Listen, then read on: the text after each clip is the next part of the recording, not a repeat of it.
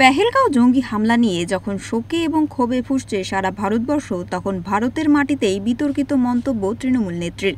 Culvert উদ্বোধন করতে গিয়ে তৃণমূলের জেলা পরিষদ সদস্য তথা ব্লক তৃণমূল সভানেত্রী মর্জিনা খাতুন বলেন, ওয়াকফ ইস্যু থেকে নজর ঘোরাতে এই হামলা বিজেপির। ওয়াকফ ইস্যুকে ঘুরিয়ে নেওয়ার জন্য, মুখ ঘুরিয়ে নেওয়ার জন্য এরা এটা করছে। সামনে বিহারের ভোট, কিন্তু বিজেপি নোংরা রাজনীতি করছে। গোটা দেশের মানুষ বুঝতে পেরেছে বিজেপি নোংরা রাজনীতি করছে।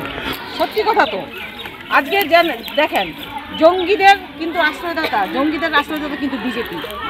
কেন? যেদিন হামলা হয়েছিল সেদিন কোনো সেনা ছিল না। সেনা কেন ছিল না? এবং সেদিন সেনা কোনো ছিল না, এটা কিন্তু বিজেপির পরিকল্পিত।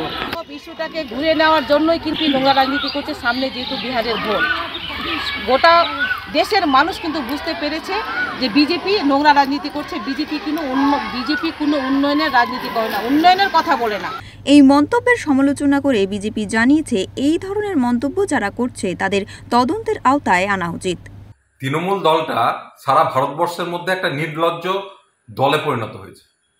মোদিজি এই ঘটনাকে নিয়ে সর্বদলীয় বৈঠক করছে।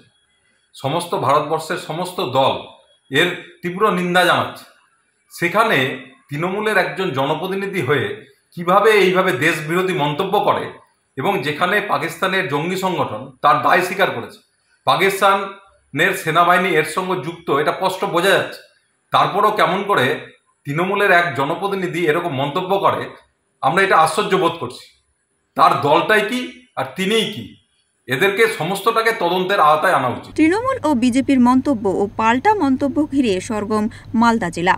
মালদা থেকে প্রশান্ত দাসের রিপোর্ট, ওঙ্কার বাংলা।